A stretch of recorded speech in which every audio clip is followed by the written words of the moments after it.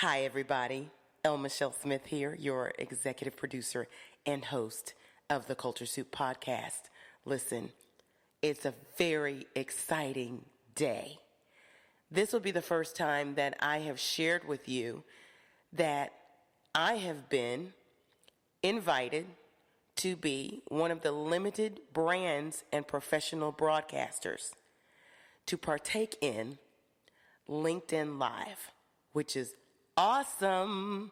So since I got the news probably about 3 weeks ago, I have been planning what format to take onto LinkedIn Live.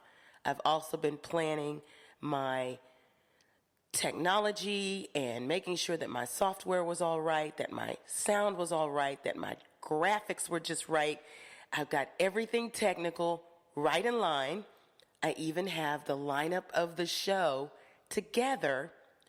But the announcement that I want to make today is we will be taking the Coaching Corner episode live on LinkedIn.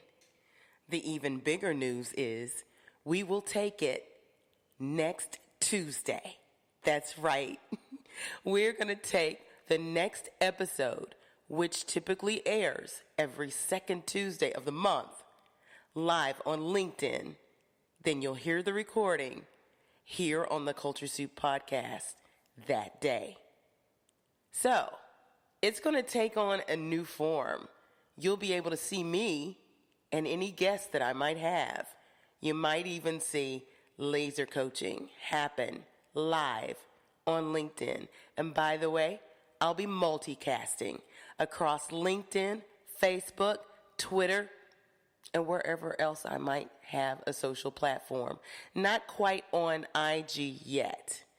But ladies and gentlemen, this is so exciting. And to celebrate, because I'm still in the lab working out some of the pre-production. I'm ex-television news, so y'all call it overlays. We called it pre-pro. We called it post-pro. We talked about supers and we talked about bugs. We talked about those things, right? That's the way I see it because that's where I come from. Anyway, I'm so excited. I'm going to be in the lab this week. I'm also traveling. I'm also speaking. So guess what? It's another Throwback Thursday. But in honor of our anniversary, our 1-year anniversary, we're going to take it back to one of the editor's picks that I listed on Instagram. I had a list of the top 10 that didn't make the top 10 most downloaded that I thought were worthy enough to be in that list. And by the way, this would be the very first live recording of the Culture Soup podcast to ever happen. So we're taking it back to March 2019 with the Black Sports Network of Professionals when I hosted the Hidden Figures event at Dallas Cowboys headquarters in Frisco, Texas. That's right. We have agent Nicole Lynn. We have the COO of College Football Playoff, Andrea Williams, and we have Danielle Surency Jones of Power Hands. Ladies and gentlemen, another Throwback Thursday in honor of the Culture Soup podcast, the Coaching Corner, going live on LinkedIn next Tuesday. Here we go. It's the Hidden Figures of Sports. Enjoy. Hey y'all, this is Culture Soup, where tech, culture, and business collide. It's a podcast that spoons up everything hot from social media. I'm your host, Michelle Smith, and each episode we bring you some of the most notable and not yet notable thought leaders in tech, business, and culture.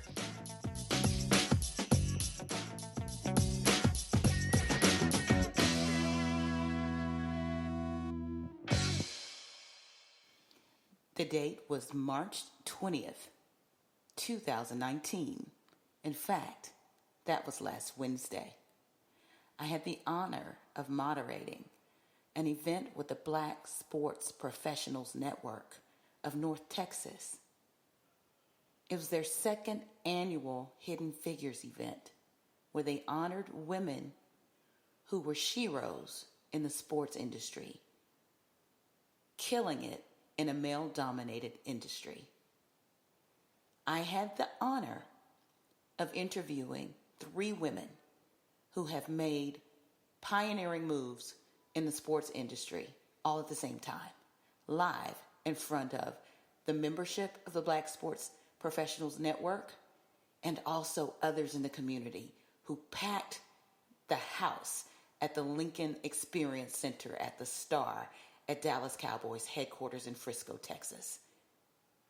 I want to share that with you today. We did it here in Dallas, but you know what? With the global audience of the Culture Soup podcast, I wanted to share with you the very exciting and inspirational experience that happened that day.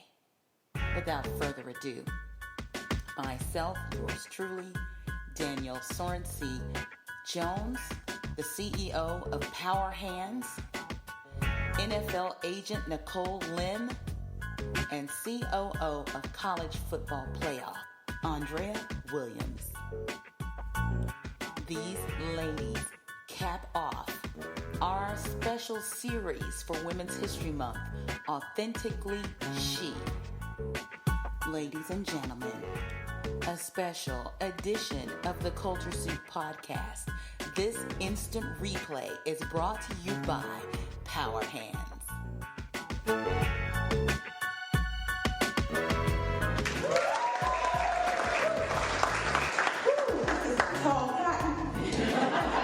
I'm excited. Let's get going. So, they don't have access to your bios like I do. So I want to give context for why you're even here today. So tell us, starting with Andrea, how you got here. Well, sitting in an hour worth of traffic, which I'm sure many of you did. But I think part of the reason why we're all here is the fact of networking, extending our reach and those individuals who are within our network. And with that, there's a gentleman in our office by the name of Will Baggett who made the introduction to someone here at BSP and said, hey, this might be someone that you want to meet. That fell into an invitation to join us here this evening, and I'm grateful to be in the presence of just greatness with everybody in the crowd and certainly my guests that are up here with me today on the panel. So can't wait to get started. Awesome. And you know what? I noticed in your bio that you actually went to school for sports administration, correct? The second time. The second time. Yes, the first time I didn't know better. Okay. Absolutely. So we'll talk more about your journey to COO of College Football Playoff soon. Nicole. So in the literal sense, again, a couple hours of traffic. I'm actually based in Houston, Texas. I am great friends with Danielle, and we connected through some of my athletes, and so Power Hands has been a really great brand and marketing opportunity for some of my athletes, and so it's great when you're able to do work with other women of color. So a little Black Girl Magic.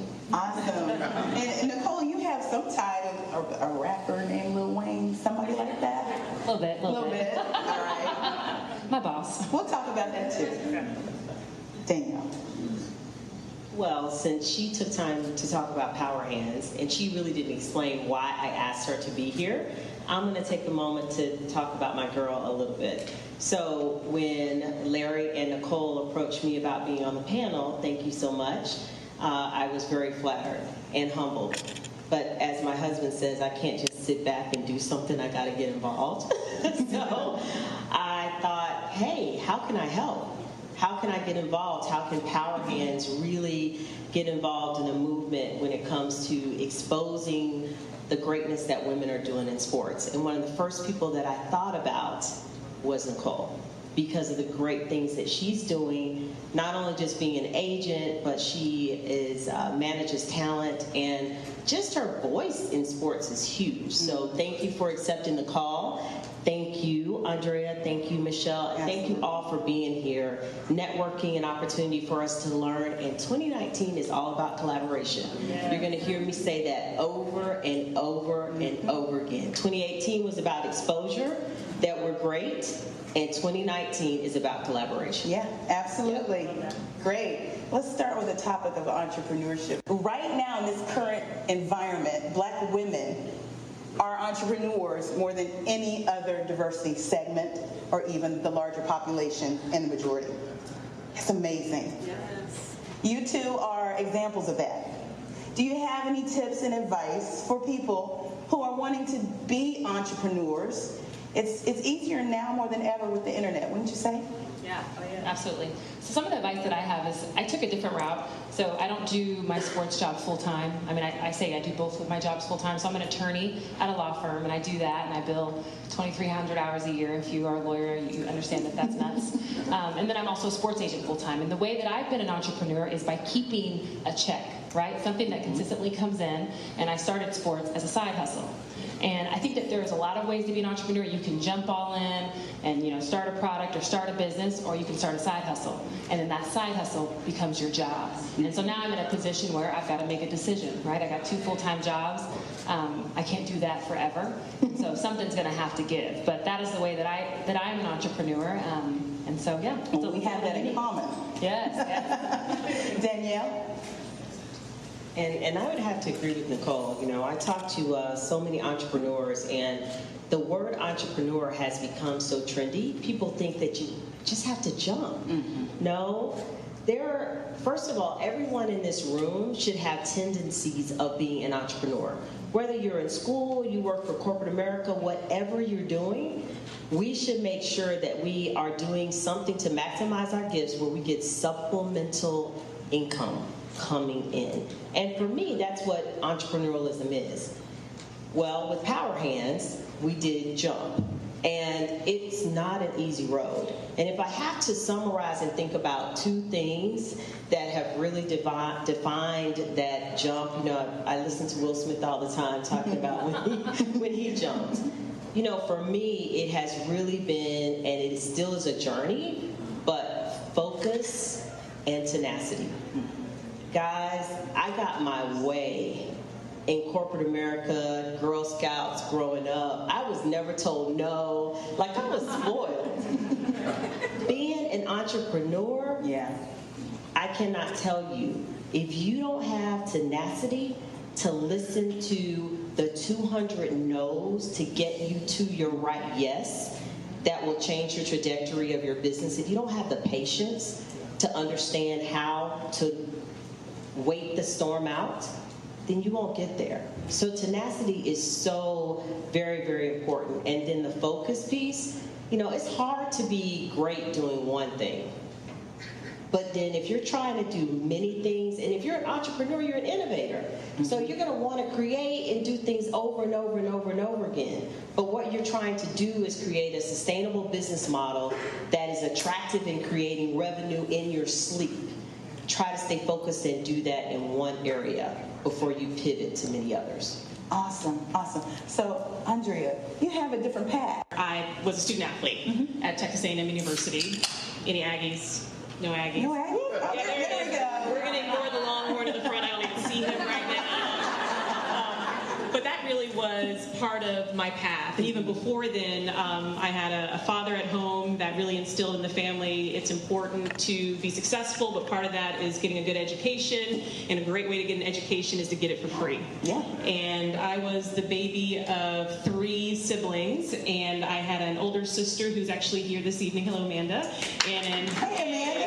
Thank you for being here. Yes. And an older brother, and both of them went on to get Division I scholarships. Awesome. So I think I had a false sense of self. Oh, that's what you do. You go off, you get a scholarship, you get your education paid for. Okay, let's do that.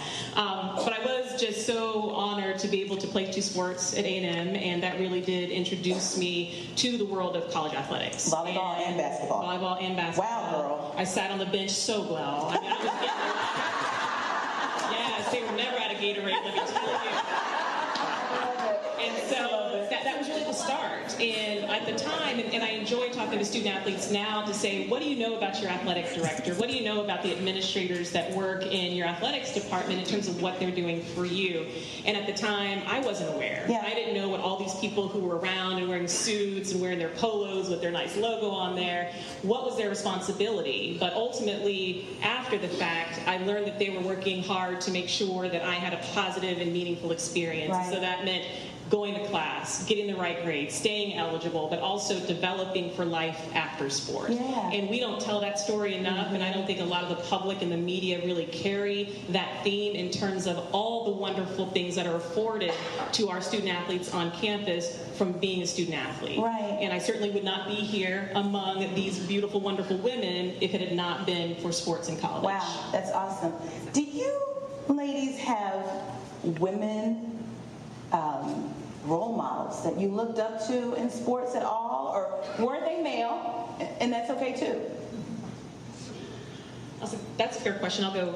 I'll jump in first. I think my first role models were my father, were my sister, and then you're absolutely right. It was men. Yeah. And you only knew them to say they excel at what they do, so I want to be like them. It wasn't necessarily a gender thing. For me, my favorite basketball player was Magic Johnson. So that's what my dad would take to the gym and say, okay, he can shoot, he can dribble, he can post up. This is how you need to, position yourself in the game. So this is how you learn. Right. And so I just looked at him as someone who perfected his craft, and I wanted to excel like that individual. I love it. Danielle, Nicole. As it relates to a role model, I mean, and my mother is in the room coincidentally, but we all, of course, when we look at people that impacted our lives, and I think of my past, and I think of my present, and I think of who I want to be in my future, there's certainly that piece that will never go away that my mother always instilled in me. And I watched her as she was in committees. I watched her as she was committed to church. I watched her as she was committed to us. And you hear that one word that I'm using over and over and over again, and it's a commitment piece. And that's what has gotten me to the point that I am today. I try to do what I say that I'm going to do, represent who I say that I am, have integrity about myself, and that commitment is attributed to that wonderful lady in green that's sitting over there. So seriously, that was my role model, and from a career journey standpoint, I will certainly say that I have had amazing men that are white, that have pulled me up, that gave me my first opportunity, white women that gave me my opportunity. I'm now understanding the beautiful network of Black Girl Magic, and I love it. So I advise you to find someone and different people that support you no matter what they look like. They just need to deposit into you, and you deposit into them. Awesome. So I never had a role model. I'm going to be totally frank with that. I just didn't. I grew up kind of different, really in poverty, growing up in a car, homeless, and so my daily struggle was just, what am I going to eat? I didn't have those kind of role models. But I will say, being in sports and now where I am, what's more important to me than a role model is a sponsor and mentor. There you go. And so I talk a lot about that. If you ever want to get into the business of sports or any industry generally, you need to have both of those, a sponsor and a mentor. Those two words are not synonyms. They are different people, and it's important that you have both. Okay, a mentor is someone, in the short version, is that you can ask the stupid questions to, right? That can hold your hand along in the process you can be vulnerable with. A sponsor is someone that has the ability to hit on a table for you, right? They have some type of power, right? They have an ability to move the trajectory of your career. I'm not as vulnerable with my sponsor. I don't really show my mistakes to my sponsor. I'm a boss to my sponsor, right? And so you need to have both of those. And so when I wanted to get into sports, I didn't necessarily have a role model, but I knew I needed a mentor, and I knew I needed a sponsor, and my mentor was a white man, and still is to this day. They're just, me being an agent, there's 34 women out of 900, only 12 that have clients, only 1 or 2 that are Black. I don't have nobody to look to, so I did have to go to the white. Absolutely. They're at the table, right? And some of them get it. Yeah. And if you have performance excellence, that's your way into the game. Agreed.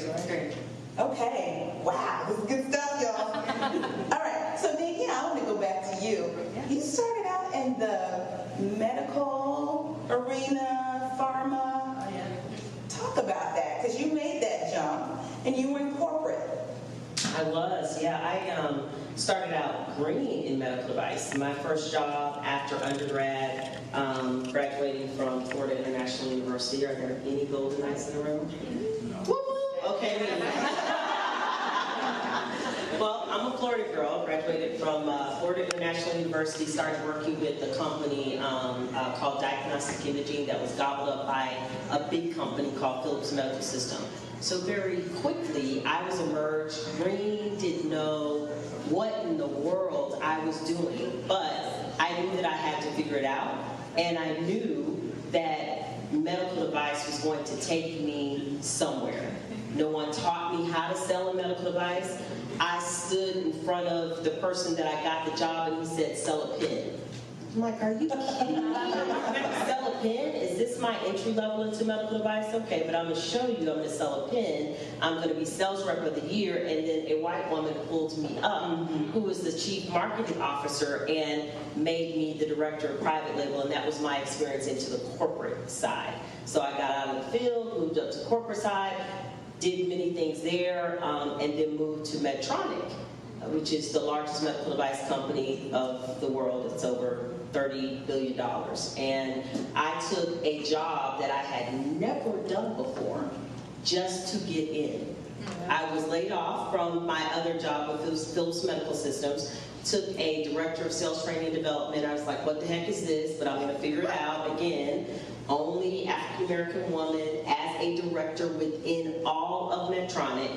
And I then moved to several other positions and got mentors, sponsors, and advocates from there. And then, oh my gosh, 2019, I am pregnant. I just got married. We just built a house. We're broke because we spent too much money on the wedding and the house.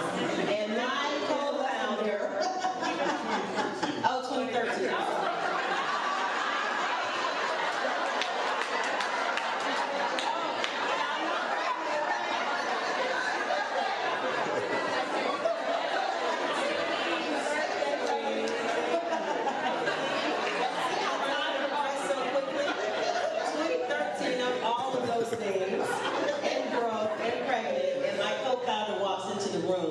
And says, oh my gosh, I have an idea based on a concept I've been using with professional athletes and some youth athletes. And I'm looking at him like, and what are you saying?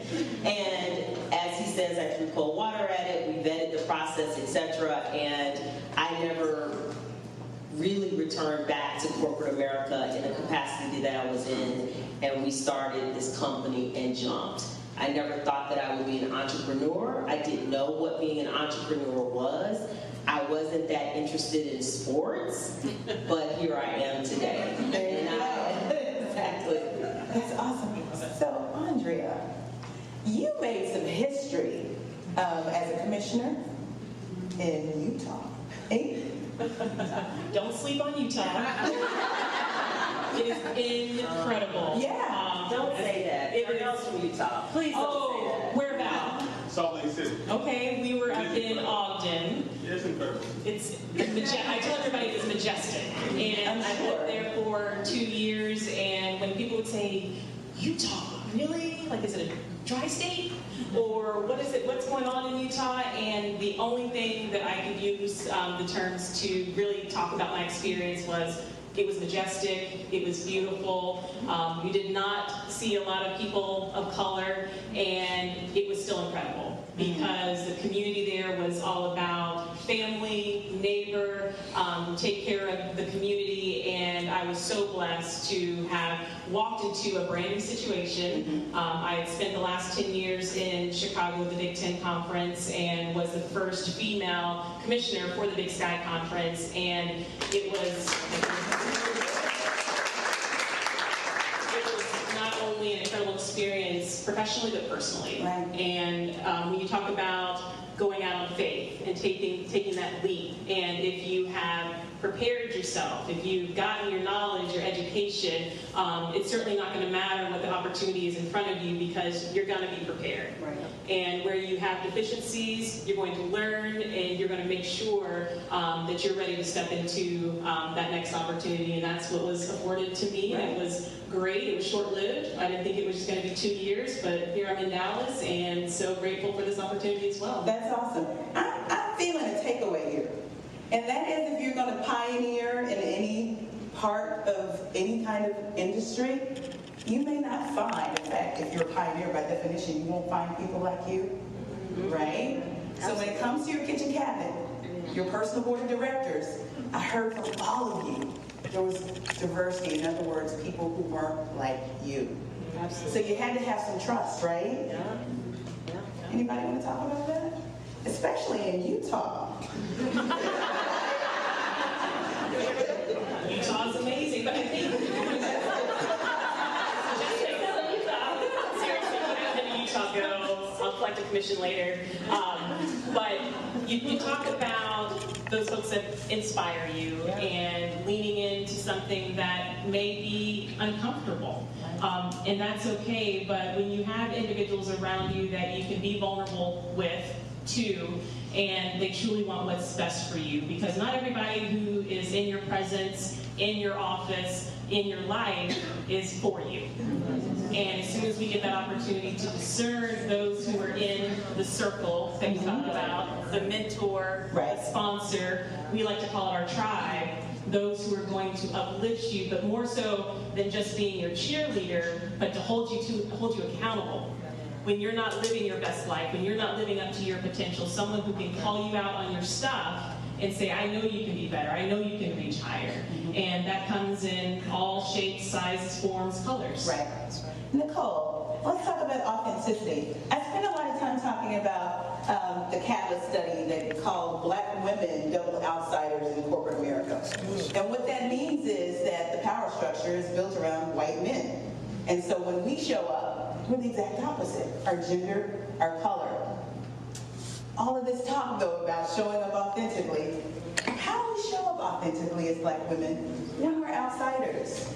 Yeah, it's tough. So I don't know if you've all heard the concept of covering, right? Covering is when you cover something important about yourself to fit in with what they say like the dominant culture is, right? So that's the concept of covering.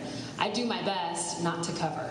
And so I work as an attorney at the third largest law firm in the world. I'm one of a few Black women out of thousands of attorneys, right? So every day I'm working with white men, and I have to make a decision not to cover. On my sports side, I walk into the NFL Combine. There are thousands of men, and I'm usually one or two of the only women in the room. And so I have to find a way to stay professional and then also be true to myself. It's difficult when you don't have a trailblazer, when you are the trailblazer, when you are the pioneer. So for example, when I go to NFL games, I have to figure out what I'm gonna wear. Am I being too sexy? Is my lipstick too much? Are my heels too high? I got nobody to ask, I got nobody to look to. Yeah. But I wanna be true to myself. I wanna be feminine, I am. And that's important to me, but I wanna be professional. Where's the balance? And so it's difficult when you got no one to look to, but it's important to me. So I still struggle with it. I consider myself authentic. I have a big presence on social media that most agents don't, right? My peers think it's nuts, but I do it because it's a way for me to mentor to people. You know, I'm very transparent about what I do. Don't stop. But thank you, I appreciate that. You know, but some people don't like it, but I'm not for everybody. The other thing about covering is, you know, I struggle with it every day. I've still never wore braids around my clients. Love braids, used to always wear braids. Haven't been able to do it yet. You know, it's a struggle. You know, that's me being transparent and vulnerable with you all. I've been wanting micro braids for so long, but I just can't do it yet. So there we are.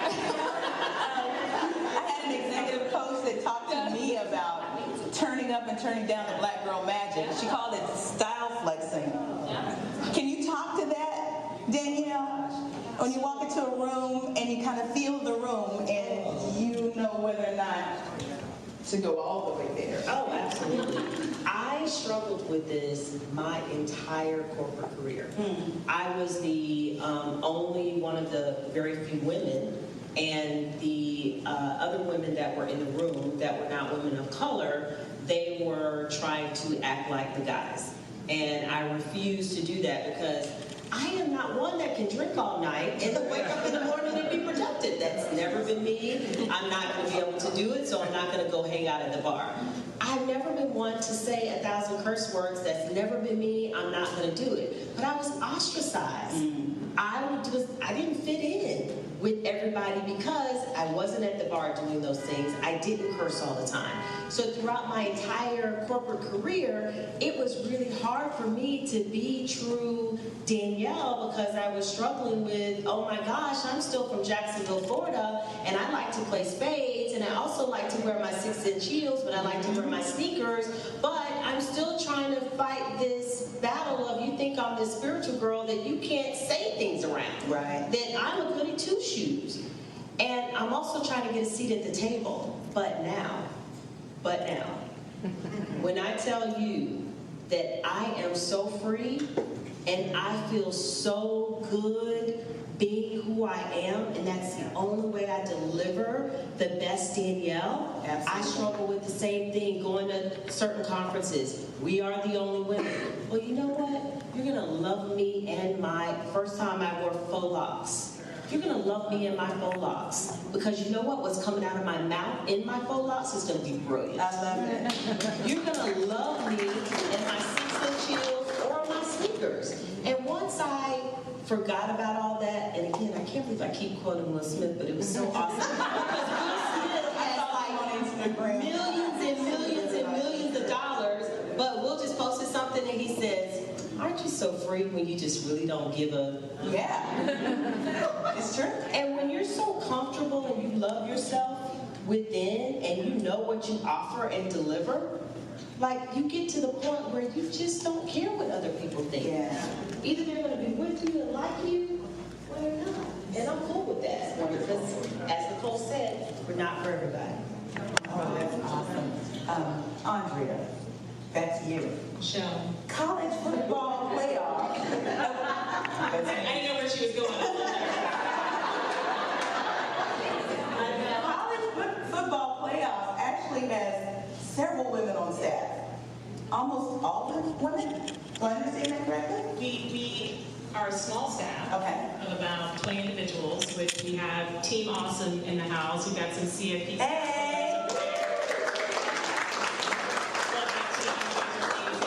And so we have 20 people on our staff, 6 additional interns, and the majority of our office are women. Majority of our office are people of color. How did this happen? And I just got there, so I had nothing to do with it. So full credit goes to our leadership. Bill Hancock is our executive director, and I had the good fortune of working with him back in 2004 at the NCAA in Indianapolis. And it's wonderful when you have a role model, a leader, an executive who cares about not only you as a person, but cares about the job and the contribution that you can make. So at the end of the day, he wants people at the table who are going to elevate the brand, who are going to elevate the work, they're going to elevate the game. And so when you surround yourself with people who are the best in the business and who aspire to be the best at what they do, you're going to have a diverse staff. So if I'm hearing you correctly, it comes from the top. Absolutely. And it's a value. It is, and I think it's also intentional. People can get comfortable going into rooms that look like them. And you make a point to make sure that when we're having conversations, when we're going through the hiring process, how many males, how many female, what is their background, what is their ethnicity, and we want to track that because we want to make sure that we are looking at a complete pool of individuals who can move into a position and make us better. Gotcha. Nicole, so behind the scenes of an NFL agent, what is that like? You have to deal with all sorts of people, coaches, families, girlfriends, others. How do you manage that? And how do you manage expectations of those individuals? So my title is sports agent, but in real life I'm a life coach, I'm a personal assistant, I'm a side chick fighter offer.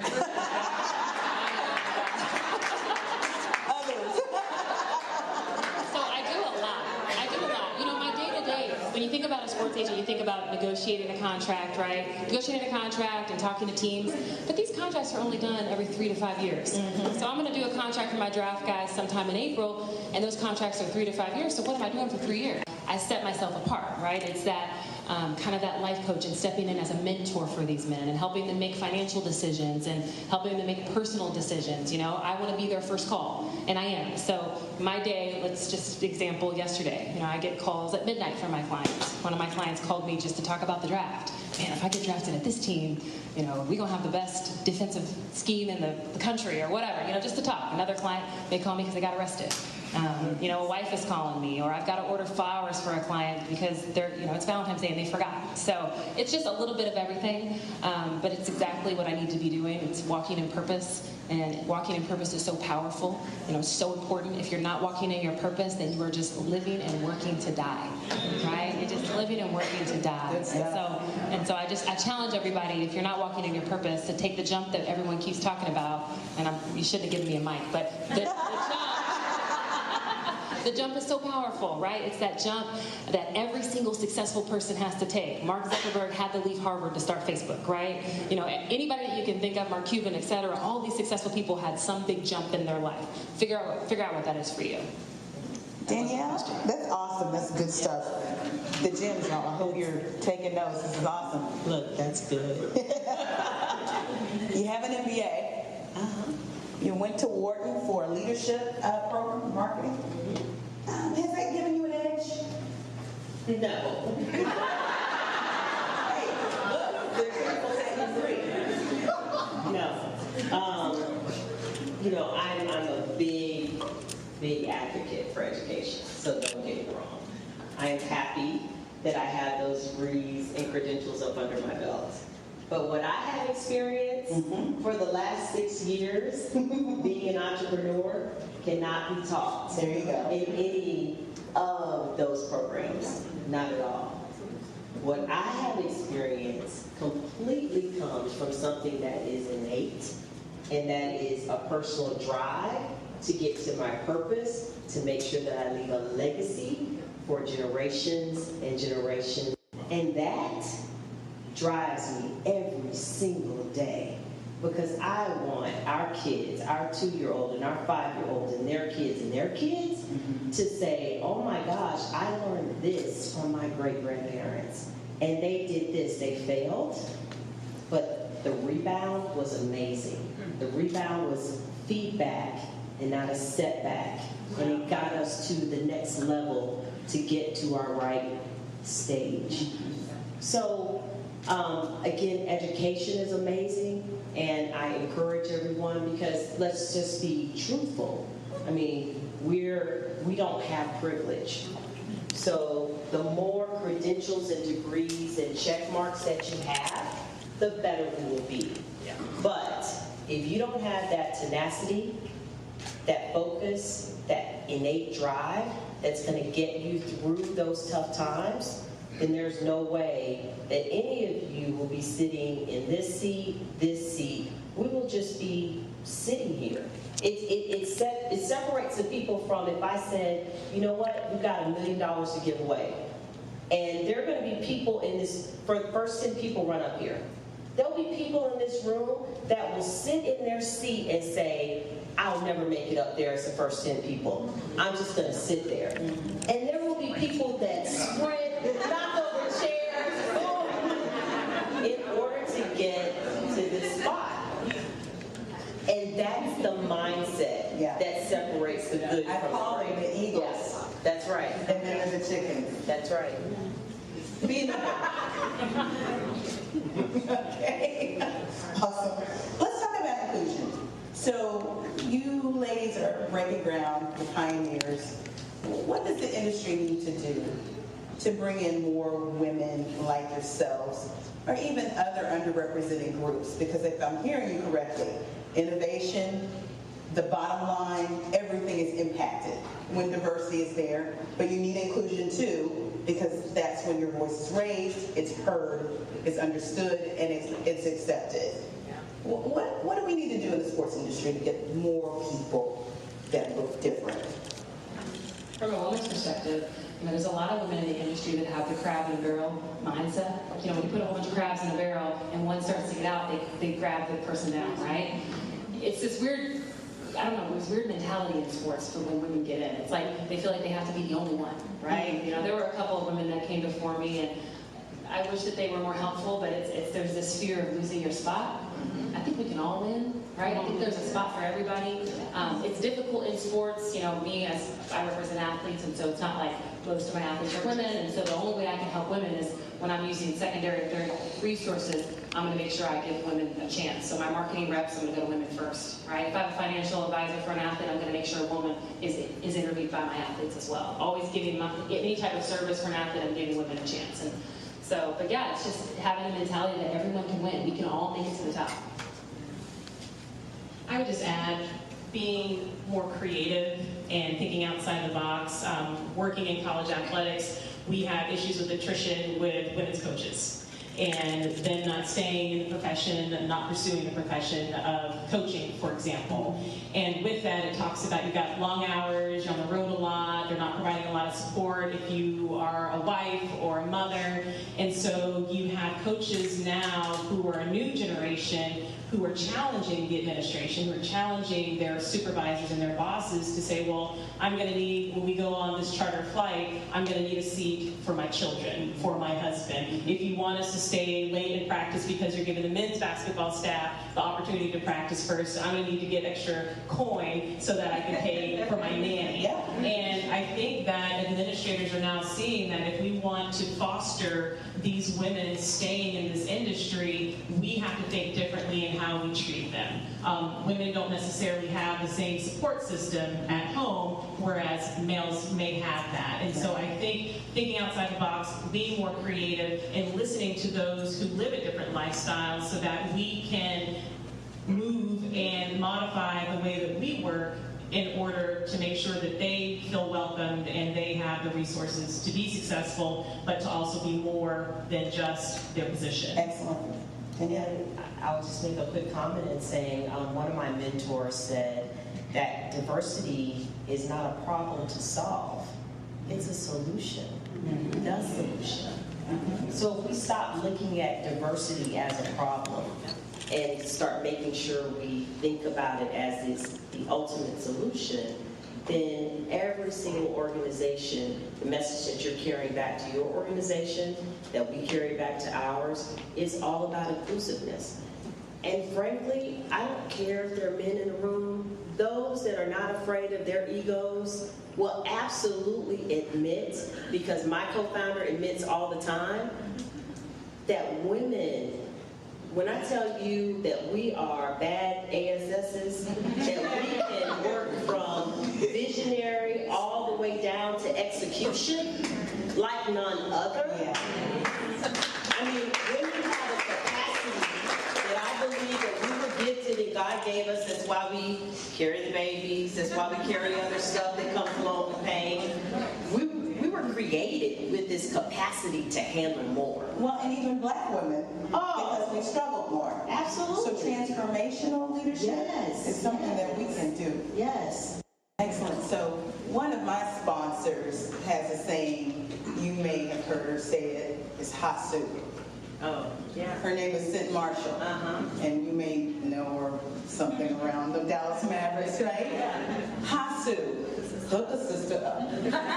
So I need to ask you, how are you reaching back and pulling your sisters along?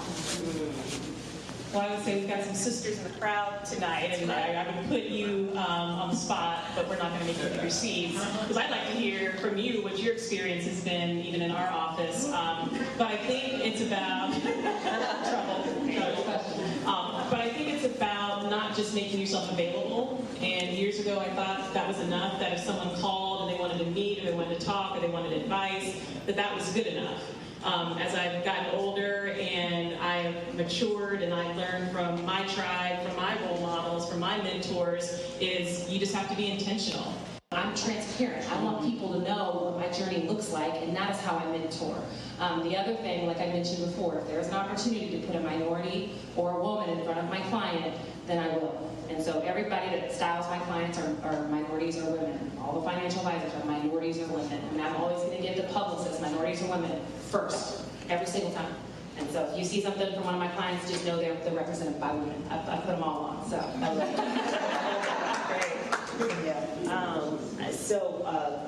One of my strength finders is I'm a connector. So you'll always see me connecting with a hug, in your eyes, a warm handshake, and you'll always see me introducing people to each other.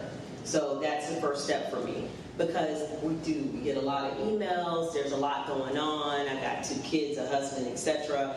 But I know that part of my purpose and my passion is I was put on this earth to impact and to deposit into women. I have such a passion for that I want to see everyone win. I don't care what industry you're in, it could be sports, etc. Back to Nicole's point, we all can win. So there should never be a thought process of there needs to only be one. That you can't, if there's a panel, that you can't put someone on your panel that has better credentials than you, Right. because you want to shine. We have to think about, if we're sitting here, how can we support our girlfriends when we're not on the panel? How can we support our girlfriends when we're sitting in the room? And more importantly, when they're not in the room, what are you doing to look out for your colleagues, your girlfriends, your sisters, your tribes, etc., to get them to the absolute next step? So I am intentional with connecting, and if I could take on everyone, and again, I think I got this from my mother, because she was a teacher, so everybody used to come to our house to spend the night. So if I could take on every woman in my home every single night for us to have a mentor or a gifting session where we talk about your business and ideas and brainstorm and how you get to the next step, like, that's why I want to make all the money in the world, so I can do that in my pajamas every single night. I will give advice. I will talk about failures, because why fake it? Why be a crab in a barrel? Why not want everyone in this room to succeed and to get ahead? For me, that's not doing anything but putting an X on my little ticket to get to heaven. I want to make sure that I get there. That quote, there's a special place in where? Yeah. For women who don't share and collaborate, and I'm sure I'm making something up extra, but there really is. There's a special place, and there's a special place for women that do. We need you to bottle that up and sell it everywhere you go. That was. I just need to make tons of money, and I can do that. Okay, it looks like we're running out of time. I do want to hit on one little bitty thing I said I was going to come back to. Lil Wayne, what's the connection? Let's talk about it. Sure. So, I worked for a sports agency. So, backtrack. When I got out of undergrad, I knew I wanted to work in sports. I wanted to work and represent athletes. And so I originally thought I wanted to be a financial advisor for athletes. My whole purpose in getting to sports was that I saw these athletes go from rags, exactly where I came from in the hood, to riches, and then they go back to rags. And so I saw this huge need. So I wanted to find a way to effectuate change, and I thought it was by being a financial advisor. So I graduated, I moved to New York City, I worked on Wall Street as an investment banker. I went big, I thought, okay, here I am. And I got there and I started meeting with all these financial advisors. I want to be a financial advisor for athletes. And they're like, really, that's not what we do. We manage their portfolio, we do their stocks and bonds. It sounds like you want to be an agent. You want to do the day-to-day. You want to be the first call for these athletes. So when I learned that, then 3 months later, I'm taking the LSAT and I applied to law school that quick. I knew what my purpose was. I didn't know the name of it, but the minute I knew I was on the wrong trail, I deviated real quick. Yeah. So I went to law school. I graduated law school early. I worked at the NFL Players Association for a bit while I studied for the agent exam. So at the NFL, you got to take an agent exam. When I was there, I started reaching out to all these agents. I'm sorry if this story's getting too long now, but I started reaching out to all these agents, and I ended up working at Players Rep Sports Agency, which was a top 10 sports agency, and we were purchased by Lil Wayne a year and a half ago. So I still work with the same people that I worked with from the first day I got into sports. I just have a new boss and a little bit new branding, and so yeah. Awesome. They're giving me the look. I'm going to ask you guys one word to summarize, to leave with this group before you go. Just one word. I know it's kind of hard. You can give them one word, give them one. All right. Danielle. I'll just soulful.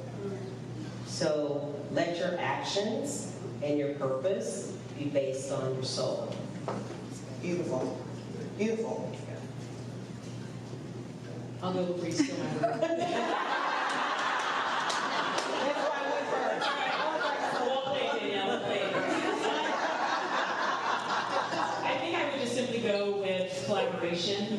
Whether it's at the office, in your community, in just in life, at your church. Being able to be there for others, to be a resource, to be a helping hand, just to be a friendly face that people can identify with, and it makes people feel better about who they are and what they are doing and what they can accomplish. And so wherever you take it, you can always find ways to collaborate with others to make whatever situation or project that you're working on better than what it is.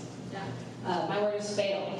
And I talk about failure all the time, but fail. You will fail, so fail early, because you're going to fail. So it's better if you take your jump now than take your jump in 10 years when you've already got some type of capital built up and you got to start over. I left Wall Street at 23 years old and chased a dream of sports because I knew if I failed, I had time to start over. Fail and fail early. Excellent. And I will add soar, girlfriend, soar. That's all I got.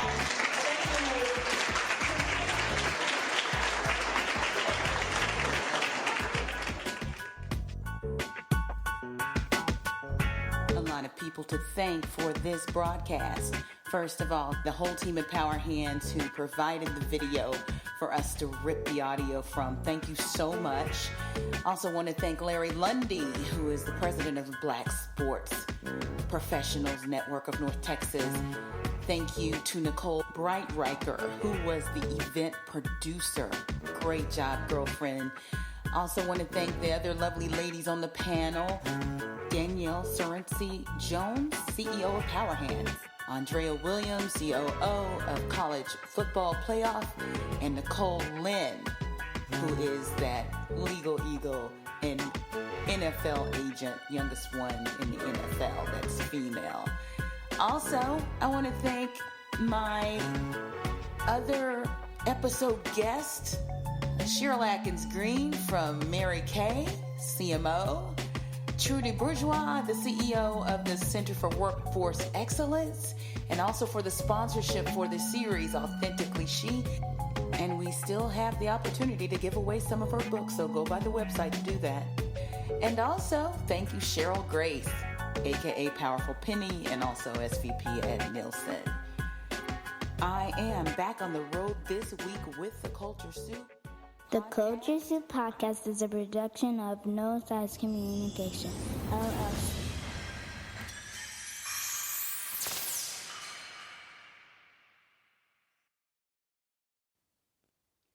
The Culture Soup Podcast is a registered trademark of No Silos Communications, LLC.